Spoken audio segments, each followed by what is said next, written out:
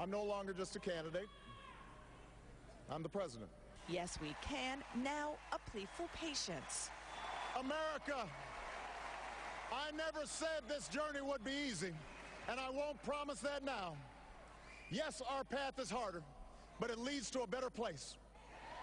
Yes, our road is longer, but we travel it together. We don't turn back. We leave no one behind. But he's still sprinkled in that familiar Obama oratory.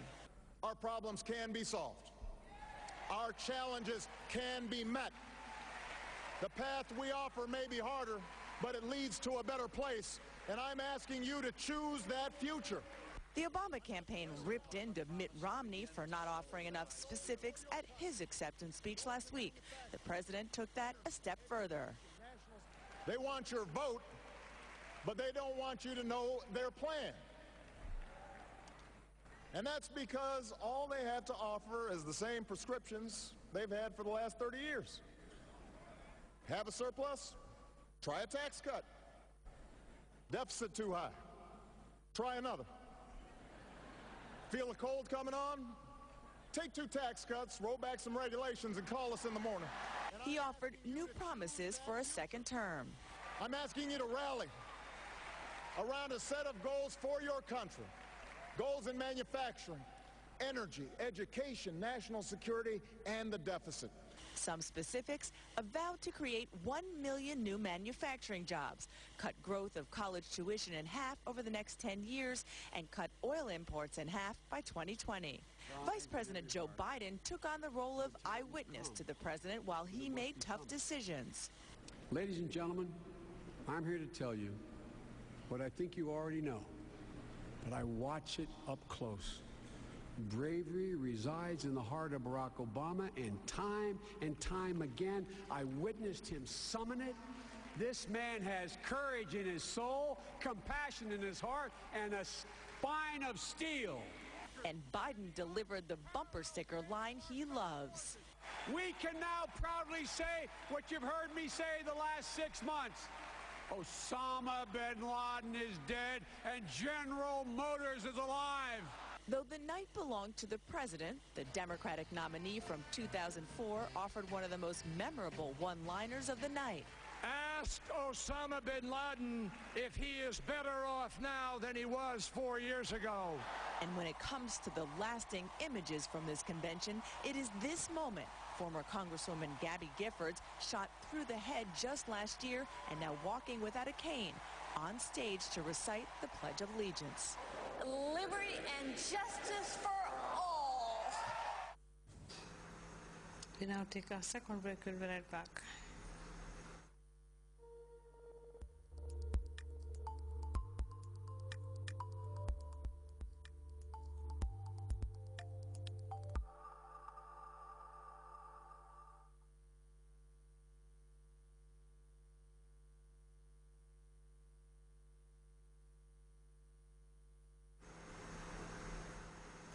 Welcome back. Authorities in Brazil are forcing thousands of people in Rio de Janeiro from their homes. The relocation targets specific areas, and it comes just 2 years before the city hosts the FIFA World Cup and soon after the Olympics. As CNN's Shasta Darlington reports, many people see a connection. When Pedro Paulo built his house here, it was a muddy squatter settlement on the outskirts of Rio de Janeiro. Now it's prime real estate, on the edge of Rio's future Olympic Park, for the games it will host in 2016. The 3,000 residents will soon be evicted. I made my life here, he says. Everything I earned, I invested in this house, so the thought of leaving makes me desperate. Rio's mayor is confident he'll win people over once their new apartments are ready. These people are only going to be moved from there when they have 500 meters away from where they're living today, a nice condominium that we're doing. He also says none of the planned relocations of families and communities around the city were sparked by the Olympic Games or the 2014 World Cup. But residents down the street from the iconic Maracanã Stadium don't buy it. Hundreds of families living in the metro favela or shantytown were evicted and moved to a housing complex 70 kilometers away. Their houses were demolished. Others have refused to leave until they get a home close by. We're living among rats and cockroaches, thieves and drug addicts, says Francisco Rodriguez de Freitas. He blames the World Cup. We're 500 meters from Maracanã, he says. Authorities aren't going to spend a fortune renovating Maracanã and leave a favela on its margins. The massive stadium will host the final match of the World Cup.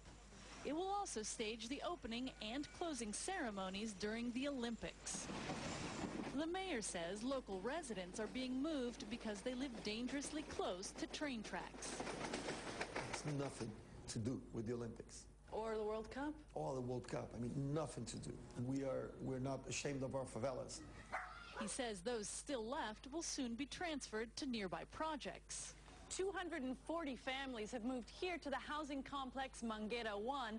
And while it's quiet, there are kids playing in the square, many families say they're actually more cramped here than they were there.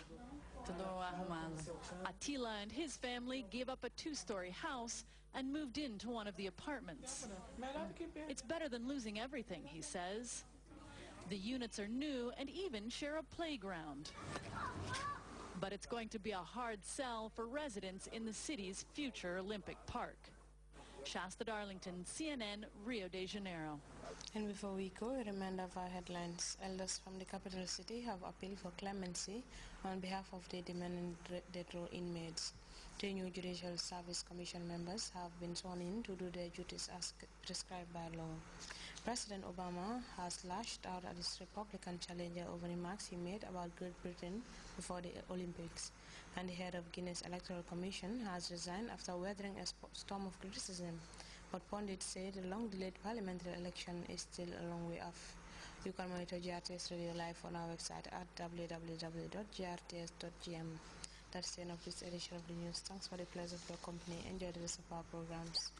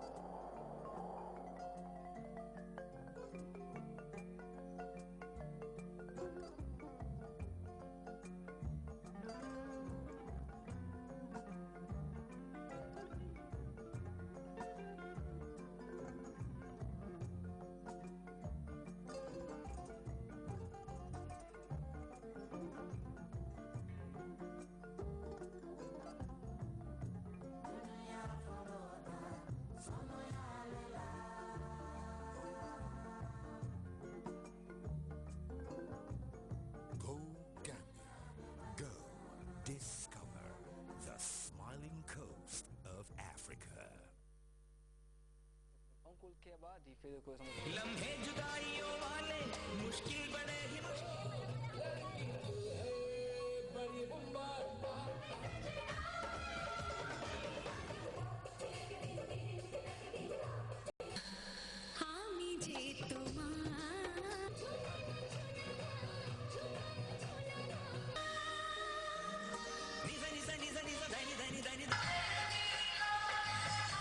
gërëm di leen seen liggéey rafet na lool amul num neexew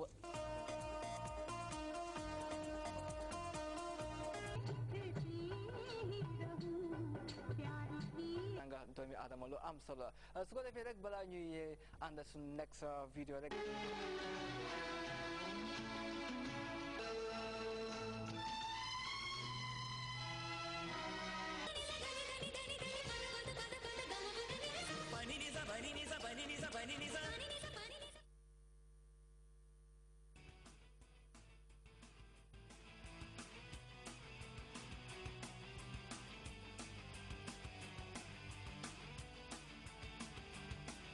Welcome to LNZ's Ono Games, first of its kind in Ghana.